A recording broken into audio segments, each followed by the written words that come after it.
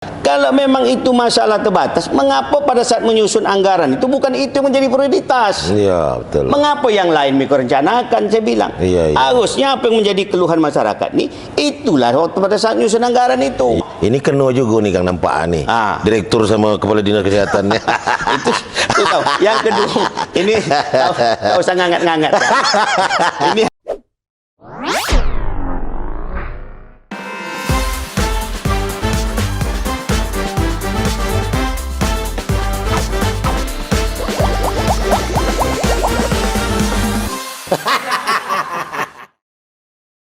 kalau beliau mau nanti saya tanya pula. Hauk pikuk yang mana ni dulu ni? Nah, pertama Hauk pikuk waktu itu masalah bantuan apa ni?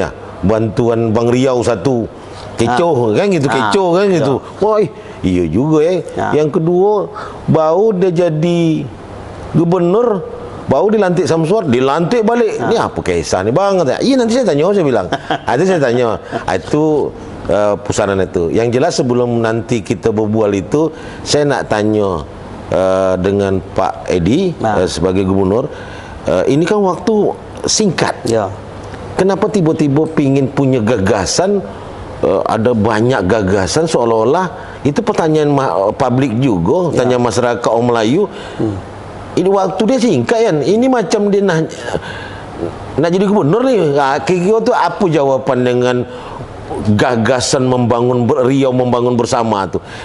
Bisa cerita sikit, Pak Gub. Jadi gini, saya ceritakan dulu masalah jabatan. Ya. Saya ini orang yang disiplin. Ya. Ya. Kalau kami di TNI itu ada namanya Wanjakti. Ya, Wanjakti. Wanjakti itu setiap untuk menjadi perwira tinggi itu ada sidang. Ya. Dipimpin oleh Wakasat. Wakasat semua dengan dianut kita kan. Okey. Di sini kan ada Baper Jakat. Ya, Baper Jakat. Ya. Saya selama ini tak saya tengok itu. Saya tidak menengok itu. Jadi artinya saya sampaikan kepada Sekda. Sekda ini kan ketua Baper Jakat. Tapi tak pernah dipakai. Tak pernah dipakai juga saya tengok. Saya serahkan kepada dia sekarang. Jadi saya tidak terlalu saya hanya melihat nanti apanya. Harusnya kita melakukan ini sesuai dengan aturan sehingga tidak ada kecurigaan penting satu sana dengan penting sini. Saya banyak kata-kata tak kenal saya. Iyalah. 37 tahun saya meninggalkan Riau ini. Saya tak kenal. Dengan awak aja kenal, bukan baru di sini nih. Jadi kepentingan saya secara pribadi tidak ada. Tidak ada. Saya ingin mendudukkan supaya di provinsi ini dia betul-betul sesuai dengan kapabilitasnya, kapasitasnya. Dan itu melalui sebuah mekanisme. Artinya Sekda selaku ketua Perjakat dia menjalankan tupoksinya. Itulah yang saya hendak lakukan. Jadi saya serahkan. Kalaupun mungkin ketika dia melakukan itu tak ada nak dipindah, tak ada masalah. Kalau ada yang dipindah, dia nyarankan saya dengan berbagai pertimbangan begitu. Jadi cerita di luar ini adalah banyak kepentingan Pak Edi, ternyata tidak ya. Jadi itu kepentingan pertama. Itu ya. Artinya mendudukkan tupoksi. Itu. Karena saya terbiasa hidup di TNI itu begitu. Di TNI itu kan ada Wanjakti. Ada Wanjakti. Ini Baper Jakatnya kok tak jalan. Tak jalan. Tak jalan. Karena tak jalan itu, saya serahkan kepada mekanisme. Cuman tuduhannya itu tetap ke Pak Gub nih. Baru kemarin dilantik langsung dinonjobkan. Kalau tuduhan tu di mana-mana tak ada masalah. Iya namanya makanya ditanya nih dalam buah YP nih. Tak ada masalah. Saya pun tak ada tak ada saya sama sekali sedikit pun dengan Bang Sam enggak. Saya bilang tadi. Saya hanya ingin ada sebuah azas keadilan. Itu dia. Azas keadilan dalam mendudukkan orang. Karena ini besok kita bertanggungjawabkan. Iya. Itu aja masalah. Yang paling krusial itu kan tu Aslam tu baru pindah kena bantai lagi nonjob. Ini kata orang mungkin ada masalah Aslam ni kata dia. Tu tak tahu nanti. Kalau secara individu dah tak ada, percayalah. Artinya memang perlu sebuah penyegaran rotasi. Ya, sama macam saya. Orang tour of duty lah bahasanya kan gitu ya tak? Sama mungkin orang nengok selama ini. Dipikir mungkin saya dengan Bang Sam tu konslet apa semua. Saya hantar beliau sampai selesai. Iya, berkawannya tak? Berkawan sampai selesai. Iya. Konsep sikit biasa lah ya. Ya, itu biasa. Jangankan seorang gubernur dengan wakil gubernur yang memimpin 6,7 juta masyarakat. Adik-beradik keluar dari satu rahim, bisa beda jauh pandang. Yang penting itu kan bagaimana kita menyelesaikan masalah. Makanya sampai hari ini saya manggil beliau abang. Iya, iya, iya. Aku tak manggil gubernur. Karena kalau gubernur itu 5 tahun terlanggat.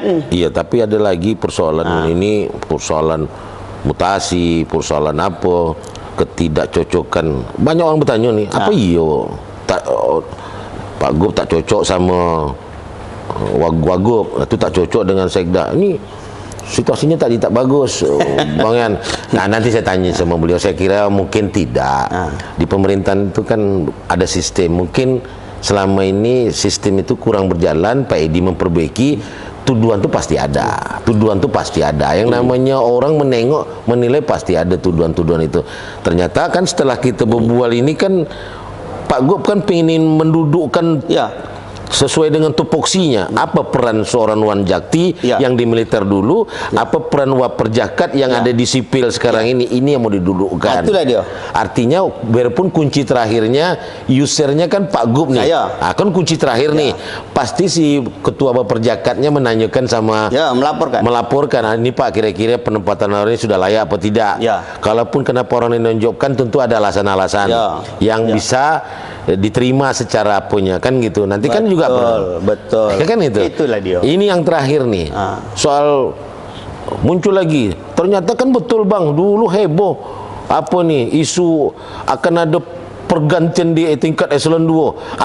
Kata Bang tak mungkin. Ini jadinya Bang depolasi. Ini tolong cerita sedikit terkait dengan depolasi ini, apakah nanti ada nonjob yang didengung-dengungkan orang dulu apa tidak? Ini tentu pertanyaan ini nak kita sampaikan dengan Pak Gub langsung. Mudah-mudahan bisa terjawab hari ini kan gitu. Jadi gini, itu setiap masuk kan pasti ada begitu. Iyalah. Saya kembalikan lagi macam tadi itu. Saya kembalikan kepada mekanisme Waperjakat ini. Ya kan? Mekanisme inilah yang saya hendak lakukan. Sekarang nanti hasil itu kan, dan semua mekanisme itu kan kita jalankan. Iyalah. Kita jalankan. Ada panselnya. Ada, semua kita lakukan. Artinya janganlah pula orang lama duduk situ tidak pernah dirotasi. Orang aja jadi Kapolda atau jadi Danrem cuma setahun ganti kan gitu. Ini ada sampai lama kan gitu. Tentu ada penyegaran. Banyak berbagai pertimbangan lah. Intinya itu ketika kita mendudukkan orang sesuai dengan mekanisme yang kita lakukan, saya tidak pernah berpikir apakah nanti saya yang menggunakan atau orang lain yang menggunakan. Itu. Karena kita ini berorientasi untuk organisasi. Jadi kalau kita lakukan dengan sebuah mekanisme yang benar, ya kan, siapapun nanti harapannya itu dia akan lahir dengan sebuah kebenaran juga. Tidak harus saya memakai. Ketika orang nanti yang memakai yang baru, insya Allah yang saya tinggalkan ini itu sesuai dengan mekanisme. Jadi intinya nak tanya nih ya, intinya ada nonjok atau tidak nih? Ini kita tengoklah nanti. Tidak, saya nak nanya. Kita tengoklah nanti. Ada nonjok atau tidak nih? Saya belum tahu. Belum tahu ya. Belum tahu saya. Tapi ini kan nanti kan ini. Kemungkinan tuh ada ya. Semua bisa terjadi. Semua bisa terjadi. Nah, soalnya bunyinya itu rotasi kan itu dalam surat itu kata orang nih. Nah makanya tanya sama Pak Gub nih, aduh yang nonjok Pak Gub. Karena kan begini, kalau dia sudah ini semua hasil evaluasi itu menyatakan dia tak bagus, menengok. Kenapa tidak dinonjolkan ya? Bukan berarti dia tak bagi. Artinya kan perlu penyegaran, perlu apa? Kan gitu perlu. Nah, tapi kan ketika misalnya nanti kita tahulah Pak Gub orang yang katakanlah nanti saya tidak tahu mungkin belum sampai ke Pak Gub hasilnya, tapi ketika nanti ada hasilnya, oh ternyata ini wajib dinonjolkan. Nah, itu kan perlu ada PJ-nya atau PLT-nya. Berarti kan di pemimpin yang barulah yang akan melaksanakan asesmen terhadap kekosongan jabatan kan itu Pak Gub. Itulah sebetulnya di situ memperlihatkan saya tidak ada kepentingan secara pribadi. Tak ada penting saya secara pribadi. Saya kenal satu persatu secara mendalam juga tidak. Artinya yang saya ingin dudukkan itu adalah bagaimana organisasi nanti ketika ditinggalkan. Saya tanggal 31 Desember itu.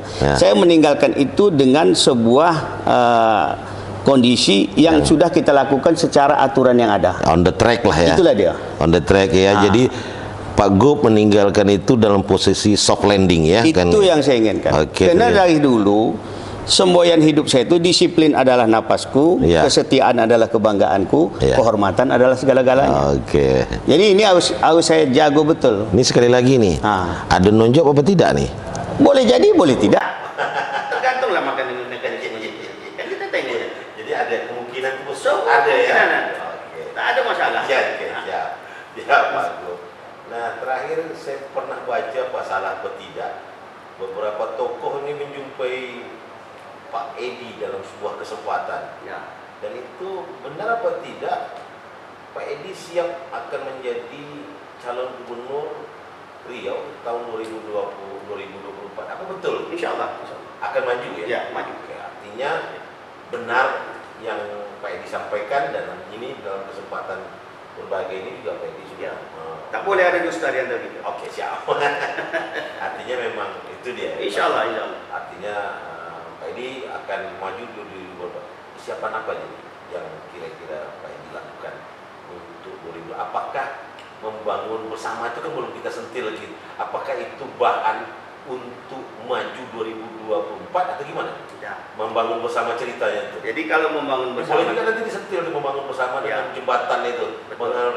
Oke. Boleh cerita sedikit? Nah, kalau membangun bersama itu begini. Hakikat membangun sebuah provinsi, ya, kalau bagi saya, cara pandang saya, gubernur itu adalah perpanjangan tangan pemerintah pusat yang ada di daerah. Oke. Yang punya wilayah dan punya masyarakat itu para bupati dan wali kota. Oke. Sehingga dengan definisi itu, seorang gubernur itu dia adalah berperan sebagai mata dan telinga pemerintah pusat. Ya. Ditahukan mata, ditahukan telinga untuk melihat dan mendengar. Ya. Sehingga nanti dengan itu dia beri kewenangan dari pusat itu sebentuk katakanlah tanggung jawab. Inilah yang harus diberikan secara adil kepada 12 kabupaten kota ini. Sehingga nanti tugas seorang gubernur itu bagaimana merangkul ini semua secara bersama-sama. Kalau nanti pada titik tertentu ternyata kita tidak berkemampuan, kabupaten ini juga tidak sanggup lagi, provinsi juga tidak sanggup, sesama kita ke pusat. Saya lah yang melaporkan itu, karena saya mata dan telinga. Oke. Kira-kira bahasa itu, Pak, inilah hasil pengamatan kami, inilah yang terjadi di sana itu. Kalau tadi bantu dari pusat, macam mana kami nak melanjutkan ini? Gitu. Itu inti yang pertama. Nah, kemudian yang kedua, kalau dilihat sekarang, kenapa mungkin membangun bersama ini, saya mencoba mempublikasikan beberapa kesempatan itu, titik berat itu adalah di sektor pertanian. Pertanian ya. Ya kan? Sekarang begini, coba kita lihat dari 6,7 juta jiwa masyarakat Riau hari ini, itu kemampuan kita bisa menyiapkan ketahanan pangan daerah itu hanya 25% dan cenderung turun dari itu. Bayangkan 75% lainnya itu dipasok dari tetangga. Sumatera Barat, Sumatera Utara, dari Lampung, dari berbagai macam. Dan ini bertahun-tahun kondisi ini. Pernah nggak kita terbayang dengan situasi global hari ini, dengan perang Ukraina yang tidak menentu sampai hari ini, kemudian di Gaza seperti itu. Kalau terjadi sebuah krisis pangan dunia, di mana kita bisa mengantisipasi itu? Sementara pasti orang-orang yang daerahnya itu memasok kepada kita selama ini akan memikirkan daerahnya sendiri. Otomatis. Kita jangankan terjadi krisis pangan dunia, putus saja jalan Sumbar Riau itu 3 hari. Apa yang lalat? Iya betul. Itulah dia kondisinya. Oleh karena itulah dengan dasar seperti itu, saya berpikir bagaimana ke depan sektor pembangunan ini harus diarahkan kepada pertanian. Karena membangun manusia itu urutannya itu, pertama kenyangkan dulu perutnya. Napoleon Bonaparte, seorang ahli strategi perang Prancis, dia katakan begini: prajurit itu merayap dengan perutnya. Mimpi kamu menghendaki prajurit itu bisa merayap dengan baik kalau perutnya kosong. Nah, kemudian kita lihat lagi, Syekh Abdul Qadir Jailani, dia katakan, memasukkan sesuap makanan ke perut orang yang lapar itu jauh lebih baik daripada membangun 1000 masjid. Lebih baik daripada memasangkan kiswah ke Ka'bah yang terbuat dari sutra. Lebih baik daripada memerangi kemungkaran dengan pedang terhunus. Dan lebih baik daripada berpuasa sepanjang tahun dalam situasi yang sangat panas. Begitulah posisi yang namanya mengenyangkan perut itu di dalam pandangan Islam. Bahkan di dalam Islam itu dikatakan, salah satu hadis Rasul mengatakan, kadul fakru ayakuna kufra. Kefakiran itu sangat dekat dengan kekafiran. Dari pangkal perut ini dulu. Makanya kenapa pertama sekali yang saya lakukan ke depan, walaupun nanti bukan saya yang memimpin, saya ingin menaruhkan landasan itu. Mari kita berpikir mengenyangkan perut masyarakat Riau ini dulu. Itulah latar belakang awal kenapa. Karena luas lahan juga cukup. Luas lahan cukup. Di Riau ini ada. Nah, dan sekarang ini kalau kita lihat sejalan dengan di pusat juga. Ternyata pusat begitu. Makanya kemarin saya mencoba membangun dalam bentuk MOU kepada TNI, dalam hal ini Danrem. Karena saya dengan latar belakang TNI, saya tahu betul di Undang-Undang TNI nomor 34 tahun 2024, tugas TNI itu ada 2. Operasi militer untuk perang, operasi militer selain perang. Di operasi militer selain perang ini ada 14 tugas. Satu di antara 14 tugas itu adalah membantu pemerintah daerah. Nah, artinya itu amanat undang-undang. Peluang inilah saya coba tangkap untuk bisa mensinergikan. Saya sudah membangun komunikasi dengan para bupati, kemudian dengan TNI, sehingga ke depan diharapkan siapapun nanti yang duduk menjadi gubernur pada periode berikutnya, harapan kita bisa meningkatkan ketahanan pangan ini dari 25% menjadi paling tidak 50%. Ya, meningkat. Inilah menjadi harapan ini. Harapan selain pertanian apa lagi nih? Kalau kita sudah mengenyangkan perutnya, sehatkan badannya. Oh, jadi sektor kesehatan. Sehatkan badannya dulu. Bagaimana mungkin kita memberi makan orang yang dia tidak sehat? Itulah sebabnya. Nah, sekarang saya ingin kasih tahu sama kita semua nih. Di sektor kesehatan ini kan sebenarnya berapa kali WA itu masuk ke saya. Masuk ke saya, isinya itu apa? Mak kami ini dah 3 hari antri nak masuk rumah sakit, belum juga ditangani. Berapa banyak pesan masuk macam itu? Ini kan saya risau juga. Saya tanyalah direktur, saya tanyalah kepala dinas kesehatan. Ini apa kisah nih? Akhirnya dapat jawaban. Pak, antri Pak ruang ICU kita ini terbatas. Saya tanya petala bumi gitu juga. Lah, kalau memang itu masalah terbatas, mengapa pada saat menyusun anggaran itu bukan itu yang menjadi prioritas? Iya, betul. Mengapa yang lain mereka rencanakan? Saya bilang, harusnya apa yang menjadi keluhan masyarakat ini, itulah waktu pada saat menyusun anggaran itu. Iya, dia menyusun anggaran itu lebih ke wants, keinginan daripada kebutuhan. Itu dia. Itu yang salah tadi itu. Itu dia. Itu pertama. Ini kena juga nih Kang nampak nih. Direktur sama kepala dinas kesehatan. itu tahu. Yang kedua, ini tak usah ngangat-ngangat. Ini yang kedua. Yang kedua ya. Sektor pariwisata ada? Tidak, masih kesehatan ini. Masih kesehatan. Jadi di kesehatan ini sebetulnya udah berjalan nih, zaman Bang Sam dengan kami ini berjalan nih. Jadi banyak persoalan orang ketika dia berobat dirujuk ke Pekanbaru, mungkin katakanlah ada inhale sana. Inhale itu kan belum tentu dia tinggal di Tembilahan. Iyalah. Mungkin di Guntung. Berarti rumah singgah perlu nih ya? Rumah singgah.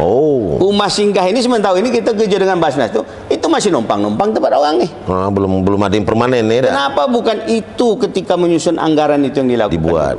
Jadi harusnya berpikir itu kan apa yang dibutuhkan masyarakat ini, itulah yang harusnya kita rencanakan. Tadi itu ya butuh. Itulah yang direncanakan. Bukan keinginan kan gitu. Jadi selama ini saya tengok ini yang belum berjalan dengan baik. Koordinasi antara dinas ini saja belum sepenuhnya berjalan. Apalagi antar kabupaten.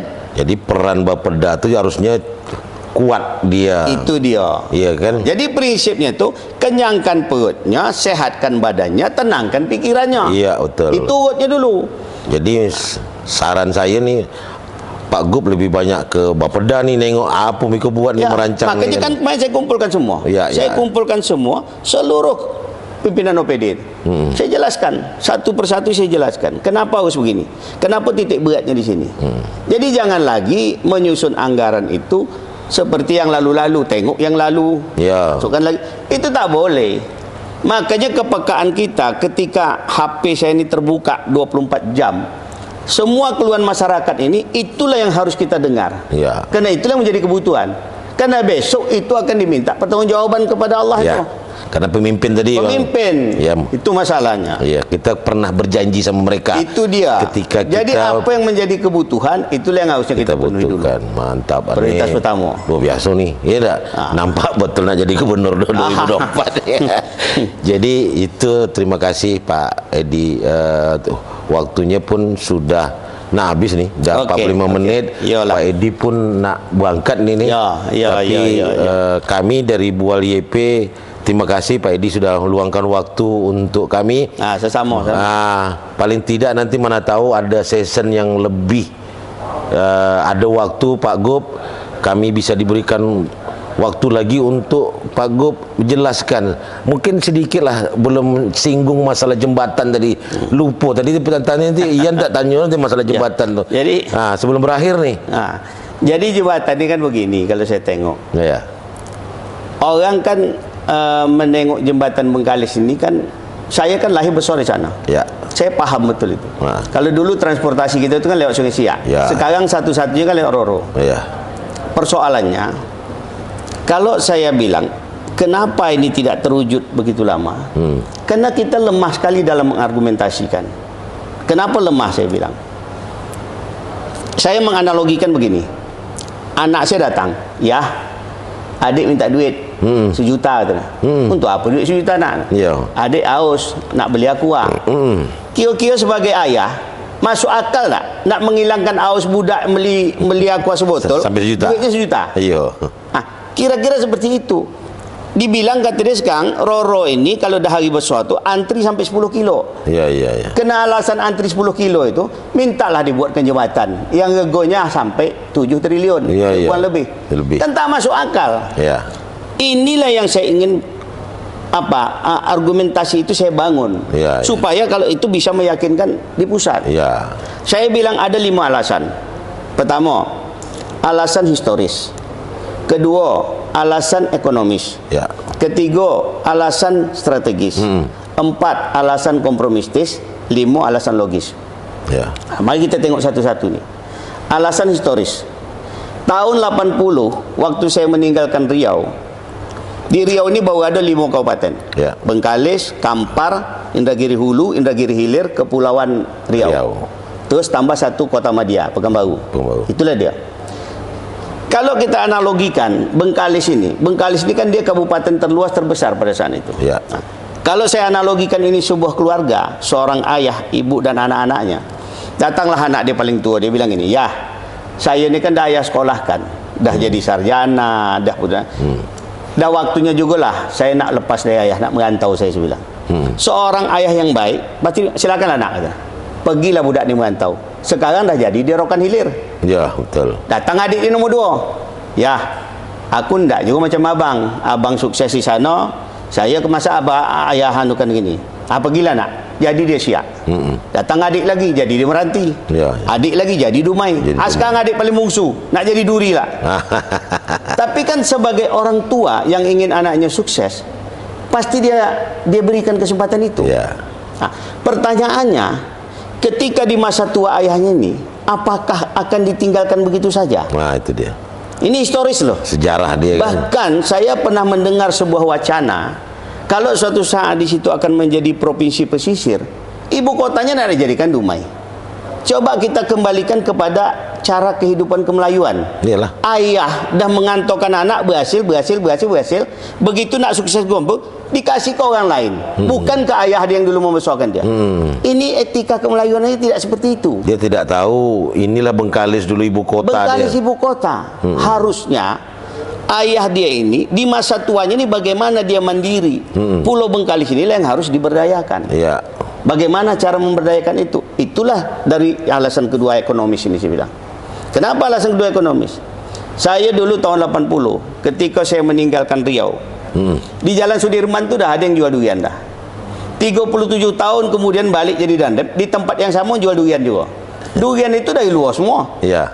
Padahal hari ini kalau saya ada di Jakarta, orang tanya, saya undang orang, main kita ke Riau, malam kita cari Pak Gub ya, cari durian ya. Begitulah terhadap durian itu. Bengkalis hari ini termasuk pulau yang dikenal orang kalau musim durian, dicari durian Bengkalis. Lempuk durian kan itu. Bahkan kemarin tuh ada yang namanya kontes durian. Saya tanyalah waktu saya datang ke Bengkalis, mana juara tahun 2018? Mana kau tak salah Banten Pak katanya. Kalau tak salah, mana yang juara 2020? Dekat Pedeki sana kalau tak salah. Begitulah jawabnya.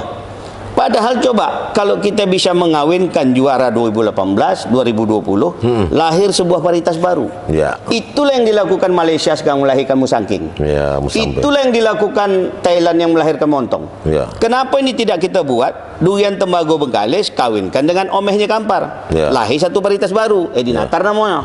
Kan harusnya begitu. Iya, namanya menciptakan bau. Namanya menciptakan bau. Berpikir saya, harusnya Pulau Bengkalis ini dibuatlah dia mempunyai nilai ekonomis. Mungkin coba dibangun satu perkebunan durian terbesar, 100 hektar.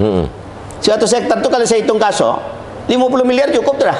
Ya. Untuk membuat itu. Kemudian. Ya kan? Nah, sekarang kalau bisa dibuat itu, istilahnya taruh gulo sebanyak ada pulau itu biar semut datang. Iyalah. Nah, itu satu. Bukan hanya perkebunan durian, tapi jadikan situ pusat studi durian, pusat laboratorium durian yang menarik suatu saat orang ingin datang ke sana menengok. Itulah yang saya bilang tahu pulau sebanyaknya. Ya. Nah, terus waktu saya kecil-kecil di Bengkalis terkenal dengan Pulau Terubuk. Ya, ikan terubuk. Sekarang di mana ikan tuh? Tak ada lagi. Tak ada lagi. Di mana sarjana perikanan kita selama ini? Ya. Di mana sarjana pertanian kita selama ini? Kan itu masalah. Ya. Jadi akhirnya saya berpikir, tadi alasan historis, sekarang alasan ekonomis. Masuk kita alasan strategis. Alasan strategis ini, Bengkalis itu satu di antara 4 pulau terluar. Ya. Pulau Rangsang, Pulau Bengkalis, Pulau Rupat, Pulau Mandi. Nah. Kenapa dia dikatakan strategis? Dia berbatasan dengan 2 negara, Ya. Malaysia, Singapura. Kemudian dia berada di tepi selat perlayaran internasional teramai, Selat Melaka. Dia mempunyai nilai strategis. Ya. Inilah yang harusnya kita angkat sehingga dia orang melihat Bengkalis ini dalam rangka untuk menghidupkan kembali si ayah di masa tuanya. Ya. Nah, alasan historis, ekonomis, strategis, masuk alasan kompromistis. Alasan kompromistis ini sejak tahun 51 sampai 2021, 70 tahun. Minyak yang sudah disumbangkan Riau ke pusat itu tidak kurang dari 11,59 miliar barel. Itu tahun 2021. Kalau sekarang 2023, berarti mungkin bisa kurang lebih 12 miliar barel. Kalau kita rupiahkan, itu ribuan triliun. Pertanyaannya, minyak di Riau ini dari mana? Bengkalis. Ya. Nah, sekarang dengan kita sudah menyumbangkan sekian banyak, bahkan hari ini sumbangan kita itu berada pada posisi 46% daripada total. Jadi wajar ya. Itulah, tidakkah pusat itu bisa berkompromi dengan kami yang ada di daerah ini? Yang hari ini yang memerlukan itu Bengkalis. Minyak itu dari Bengkalis. Ya. Riaunya. Itulah alasan kompromistis tadi saya katakan. Tak apa-apa ya, dak. Harusnya berkompromilah pusat itu dengan kita. Jadi jangan lagi kita mengargumentasikan itu sikit-sikit dengan merajuk. Sikit-sikit kita nak memisahkan diri. Itu bukan cara ya, tapi betul. mungkin bisa saja Pak Gop, artinya kita tak siap secara perencanaan misalnya kan gitu, sehingga yang mau kita tawarkan ini, mau kita bualkan di Jakarta itu apa? Bapak datang ke sini bicara aja, mana bahan DID-nya, mana bahan ini gimana ceritanya ini? Itulah dia. Jadi akhirnya masuk alasan terakhir logis. Alasan logis inilah yang alasan selama ini dipakai ini. Kalau hari-hari besar antri rodo itu kan sampai 10 kilo. Betul. Dan satu-satunya transportasi menuju pulau itu. Makanya dengan 5 alasan ini, wajar rasanya kita meminta untuk dibuatkan sebuah jembatan. Sehingga tidak ada lagi kesan jembatan yang kita buat itu hanya sekedar untuk mengakomodir orang pulau mudah keluar. Ya. Tetapi dibalik cara berpikirnya, jembatan itu dibutuhkan untuk memasukkan orang luar ke dalam. Ya. Sehingga di sana perputaran ekonomi muncul. Ya. Jembatan itu kalau saya ukur dengan studi yang saya tengok di beberapa literatur, itu kurang lebih 6,1 kilo. 6,1 berarti hampir 7,5 T ya. Kurang lebih. Kalau itu misalnya dibuat, dia menjadi jembatan terpanjang di Indonesia. Setelah Madura ya. Hari ini kan Madura 5,3. Ya. Kalau nanti itu dibuat, berarti itulah jembatan terpanjang. Dengan status dia sebagai jembatan terpanjang saja, itu udah menarik untuk orang berwisata. Sampai dia ke situ, dia dengar pula di pulau itu ada pusat studi durian, ada kebun durian terbesar, ada pusat studi ikan terubuk. Ini kan menarik. Dua itu dia. Menarik kan? Dua itu bisa dijadikan nilai jual. Nilai jual. Sehingga ekonominya juga hidup.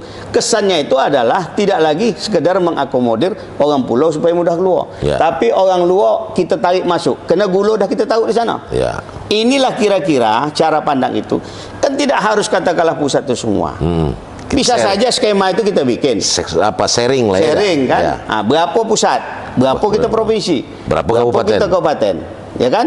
Mungkin tidak tahun tunggal, tahun jamak kita buat. Ya. Nah, alhamdulillah sekarang sudah mulai kita nih. Ini perencanaannya ya sudah mulai Sudah, susun ya. jadi kita buat sekarang macam mana kita meyakinkan dulu itu, dikaji dulu. Nah, sudah ada MOU Siak Bengkalis. Ya. Kita kena Siak ini termasuk nanti jalan menuju ke sana itu. Ya. Inilah dia sebenarnya kenapa. Jadi bukan masalah gagah-gagahan. Ada konsepnya. Ya. Saya lahir besar di pulau itu. Ya. Dan ada juga rasa tanggung jawab saya terhadap itu. Di masa tua, orang tua ini jangan kita biarkan dalam kesendirian. Oke. Itulah kira-kira itu. Iya, mantap nih Pak Gub, mantap gagasan lah. lah. Jadi saya mendoakan, kami doakan supaya nanti cita-cita Pak Gub ini membangun Bengkalis karena memang lama di situ bisa terwujud. Amin, amin, amin. Iya kan, aneh salah satu bahan juga nih untuk dijual untuk kampanye Gubernur 2024 nanti nih. Sekali lagi terima kasih Pak Gub karena waktu juga kita saya kira nanti kita cari waktu lain lagi untuk membahas bagaimana nanti Pak Gub bisa punya gagasan membangun Riau bersama itu untuk perlu waktu khusus kita untuk podcast lagi sehingga nanti lebih detail Pak Gub menjelaskannya sehingga orang-orang paham ternyata keinginan seorang namanya Edi Natar yang mantan tentara itu dia punya niat yang baik untuk membangun Riau. Nah itu akan disampaikan dalam session lain nanti kita cari waktunya Pak Gub sehingga nanti masyarakat Riau dia paham ternyata ini niatnya. Jadi dia kembali lagi sebetulnya yang saya lakukan itu tidak harus saya yang memimpin. Tidak harus saya yang memimpin.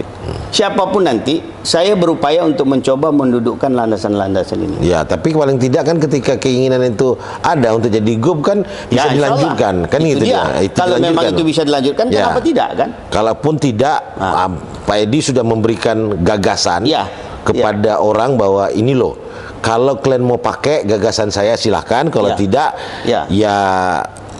apa namanya itu jadikan apalah dia untuk sebagai referensi mereka. Ini yang baik kita ambil dan gitu. Kenapa tidak tawaran? Saya kira itu Pak Pak Gub sudah memberikan waktunya luang karena hari Jumat juga waktu kita sudah habis.